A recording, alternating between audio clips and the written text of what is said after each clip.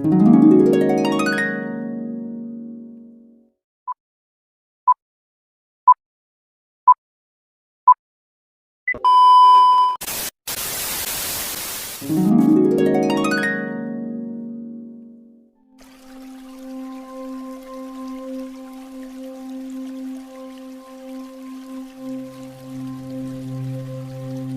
satu wilayah tertua awal peradaban Jakarta ialah Sungai Ciliwung. Awal peradabannya terjadi di muara sungai tersebut yang bersentuhan langsung dengan Laut Jakarta di utara.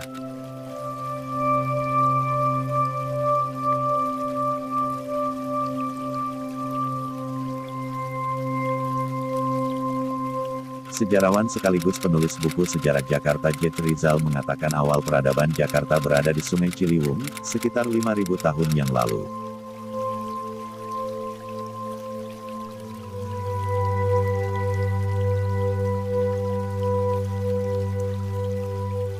Sungai Ciliwung yang panjangnya mencapai 120 km merupakan satu dari 13 sungai yang melintasi ibu kota.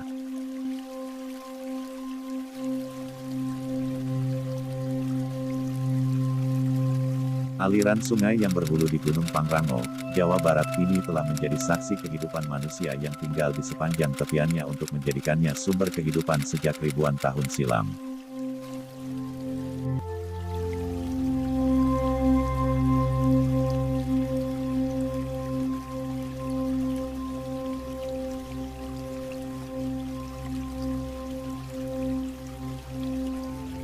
Kali Ciliwung sendiri memiliki sejarah yang cukup panjang dan menyimpan banyak cerita. Dalam sejarahnya, Ciliwung terbentuk lantaran adanya letusan Gunung Gede dan Gunung Salak di Bogor, Jawa Barat pada ribuan tahun silam.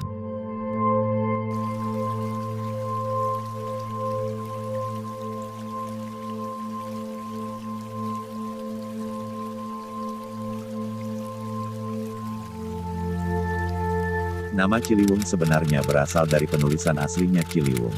Sungai ini relatif lebar dan bagian hilirnya pada zaman dahulu dapat dilayari perahu kecil yang mengangkut barang dagangan.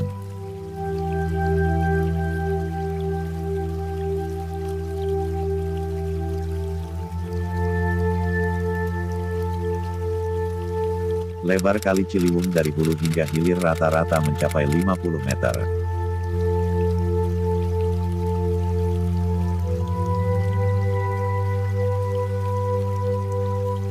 Pada tahun 1500-an, Kerajaan Pajajaran memanfaatkan Ciliwung sebagai sarana transportasi dari ibu kota kerajaan di Pakuan, Bogor, menuju pelabuhan di pantai utara seperti Banten, Tangerang, dan Sunda Kelapa.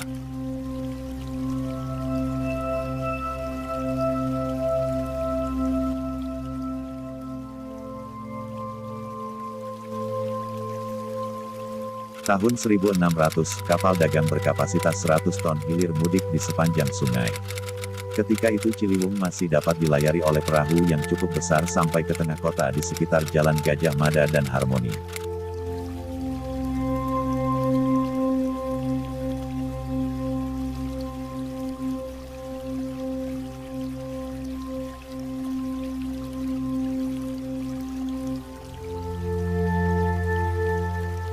Bahkan pada masa-masa itu, Kali Ciliwung kerap dijadikan tempat perayaan tahunan Pek Chun, yakni perayaan perahu berhias bagi orang Cina di Jakarta.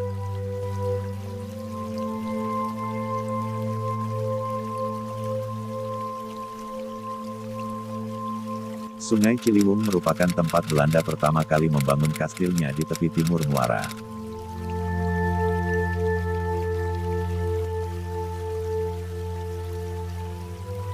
Pada 1689, aliran air Sungai Ciliwung sangat bening dan bisa diminum langsung. Penduduk yang tinggal di bantaran sungai bisa memanfaatkan air tersebut untuk kebutuhan rumah tangga.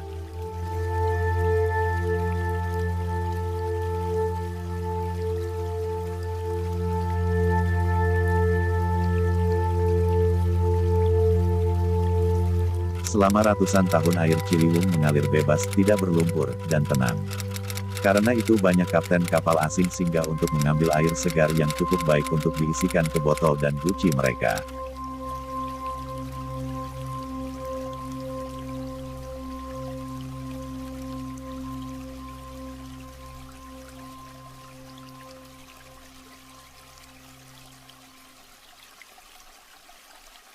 Dulu, berkat Sungai Ciliwung yang bersih, kota Batavia pernah mendapat julukan Ratu dari Timur.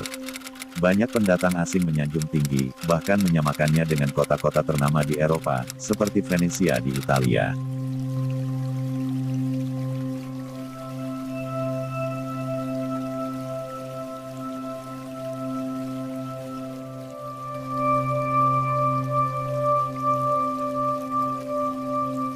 Jean-Baptiste Tavernier, sebagaimana dikutip Van Gorcom, mengatakan Ciliwung memiliki air yang paling baik dan paling bersih di dunia.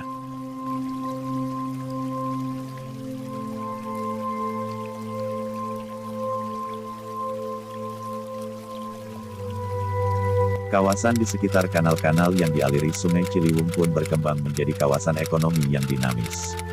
Di sana sepanjang kanal-kanal yang dibangun VOC berdiri pertokoan, perhotelan, hingga villa mewah yang menjadi tempat tinggal pejabat VOC.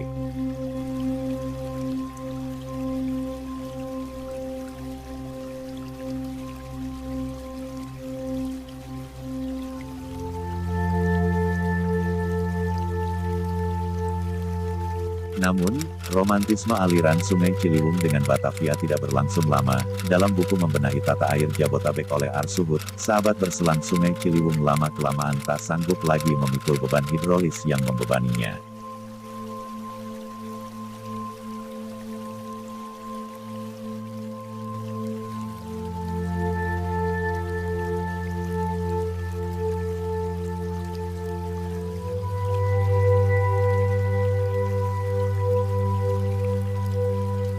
Beban hidrolis tersebut didominasi oleh buangan limbah ekologis yang merupakan hasil dari aktivitas industri pengolahan tebu di daerah aliran Sungai Ciliwung.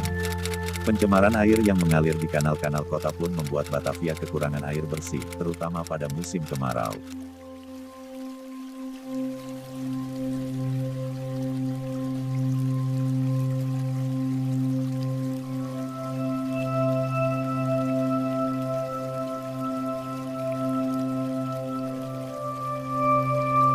Kemungkinan bencana ekologi di Jakarta mulai terjadi sejak 1699.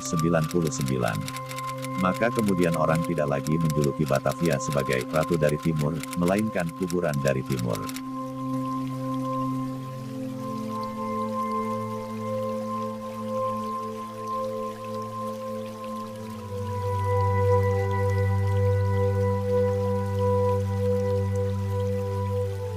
Walau banyak orang menduga, bencana ekologi itu disebabkan oleh kepadatan penduduk. Batavia memang semula dirancang sebagai kota dagang. Karenanya banyak pendatang kemudian menetap secara permanen di sini. Sejak itulah perlahan-lahan Ciliwung mulai tercemar.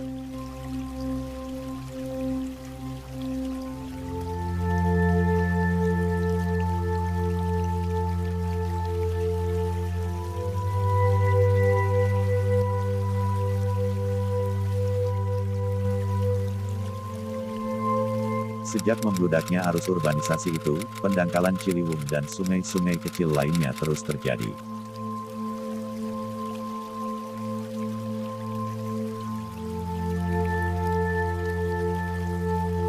Semakin derasnya arus urbanisasi ke Jakarta, kondisi Ciliwung semakin amburadul. Banyaknya permukiman kumuh di Jakarta menyebabkan Ciliwung beralih fungsi menjadi tempat pembuangan sampah dan tinja terpanjang di dunia.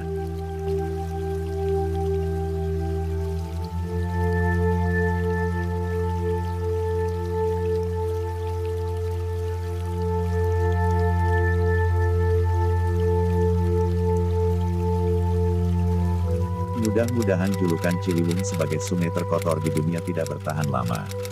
Ciliwung dapat kembali bersih seperti yang diutarakan pelaut-pelaut Eropa pada abad belasan. Bukankah sungai yang bersih seperti di Eropa akan mampu menjaring banyak wisatawan? Bahkan bisa dijadikan jalur transportasi untuk mengatasi kemacetan di Jakarta.